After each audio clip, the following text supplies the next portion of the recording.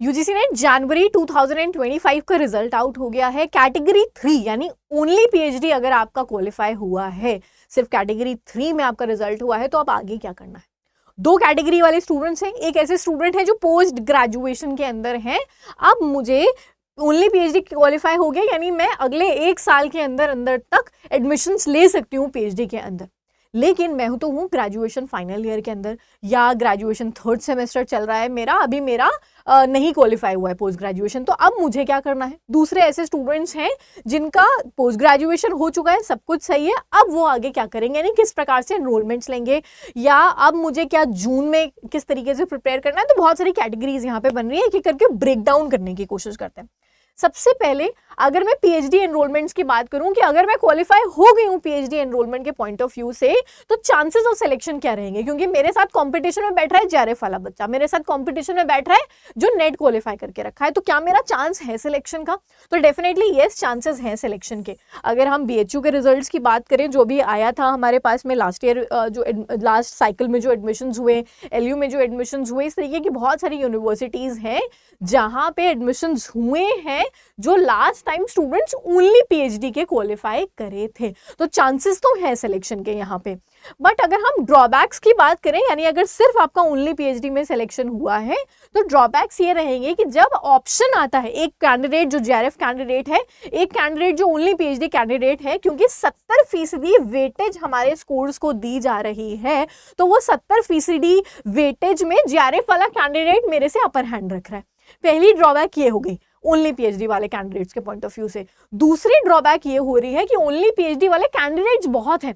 JRF का candidate 0.7% के आसपास है खाली, तो बहुत कम कैंडिडेट है जेआरएफ का। ओनली पीएचडी वाला जो कैंडिडेट है वो है 17% के करीब ओवरऑल रिजल्ट्स के अंदर। तो हमारे पास में सप्लाई बहुत ज्यादा है ओनली पीएचडी वाले कैंडिडेट्स की। तो एक ये ड्रॉबैक हो गया, यानी नंबर ऑफ एस्पिरेंट जो ओनली पीएचडी वाले हैं वो एक तो ज्यादा है हमारे पास में। दूसरा, वेटेज में मैं नीचे आ रही हूँ अगर मैं ओनली पीएचडी से क्वालिफाई करके रखी हूँ। तीसरा, मेरे को किसी प्रकार की स्कॉलरशिप एमएचआरडी के द्वारा नहीं मिलेगी जो जेआरएफ कैंडिडेट्स को मिल रही है मेरे पास में। तो ये हो गई उन स्टूडेंट्स की कहानी जो अब एडमिशन्स लेने की बात कर रहे हैं। 1 ईयर का आपके पास में साइकिल है। अब मैम में हम एडमिशन्स ले या ना ले, इतने ड्रॉबैक्स के साथ में, तो एडमिशन्स के लिए तो आप अप्लाई करो, क्योंकि चांसेस तो हैं आपके सिलेक्शन के। हमने देखे भी हैं कि सिलेक्शंस हो रहे हैं, कम चांस है बट ऐसा नहीं है कि 0 चांस है, सिलेक्शन आपके हो रहे हैं। नहीं तो आपको एक इंटरव्यू का एक्सपीरियंस मिलेगा, और आपके अंदर कैलिबर है, अगर आपके अंदर रिसर्च की स्किल्स हैं, तो डेफिनेटली एडमिशंस आप स्कोर कर लोगे। तो अपने ऊपर कॉन्फिडेंस रख के अप्लाई तो करो पीएचडी एडमिशंस के पॉइंट ऑफ व्यू से। दूसरा, अब ऐसे स्टूडेंट्स जो कि पोस्ट ग्रेजुएशन के 1st 2nd ईयर में अप्लाई किए थे और उनका हो गया है क्वालिफाई, अभी आपके पास में पीजी की डिग्री नहीं आई है, मिनिमम एलिजिबिलिटी क्वालिफाई नहीं हुई है, लेकिन ओनली पीएचडी का सर्टिफिकेट आ गया, अब आप जो है वो अप्लाई नहीं कर सकते हैं। मेजर यूनिवर्सिटीज जो अपीयरिंग कैंडिडेट्स हैं उनको अलाउ नहीं करती है अप्लाई करने का। नोटिफिकेशन में कुछ यूनिवर्सिटीज ऐसी हो सकती हैं जो ओनली पीएचडी वालों, ओनली जो अपीयरिंग पीजी वाले कैंडिडेट्स को अप्लाई करने के लिए एलिजिबल मान सकती है।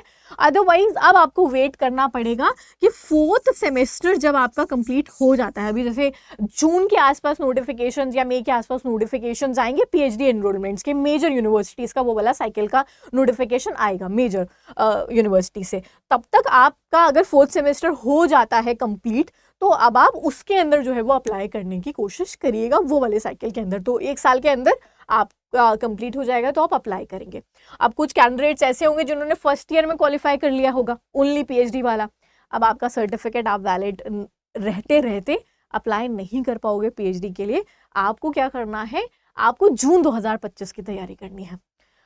तो ओनली पीएचडी वाले कैंडिडेट्स अगर पीजी में एनरोल कर रहे हैं तब भी आप जून 2025 की तैयारी करेंगे, बिकॉज ऑफ द स्कॉलरशिप वाला पार्ट कि आपको जून 2025 में जेआरएफ तो क्वालिफाई करना है।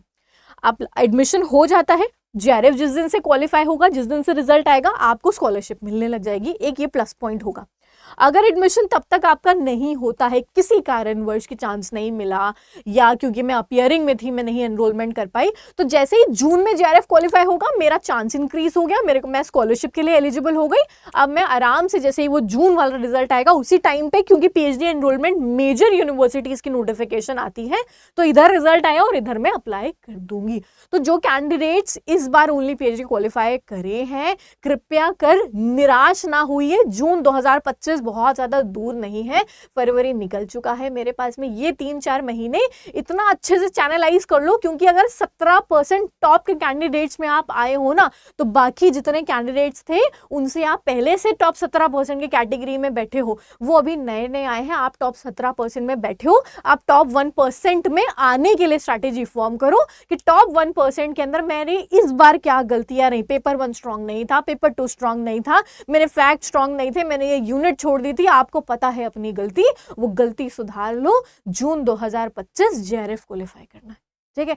कोई दिक्कत, कोई परेशानी आ रही है कि हमें काउंसलिंग की जरूरत है, मैं एलिजिबल हूं नहीं हूं, कैसे क्या करना है, आपका जो सब्जेक्ट है, कोई दिक्कत परेशानी है, स्क्रीन पे नंबर चल रहा है, कॉल करो, काउंसलर से बात कर लो, सीधी सी बात है। ओके, कोई और दिक्कत आ रही है, कोई और चीज जिससे रिलेटेड जानकारी चाहिए, कोई और चाहते हो कि यार मैम स्ट्रैटेजी का सेशन बना दो, मैम ऐसा कोई सेशन बना दो कि अगले 3 महीने कैसे मुझे क्या करना है, मुझे कमेंट सेक्शन के अंदर बताओ, उसके ऊपर वीडियो लेकर के आऊंगी आपके पॉइंट ऑफ व्यू से। और इसी तरीके की और अपडेट्स के लिए हमारे चैनल यूजीसी नेट 24/7 को सब्सक्राइब कर लेना, so that you don't miss out on any updates. Will see you guys again in the next session. Till then take care, bye bye everyone.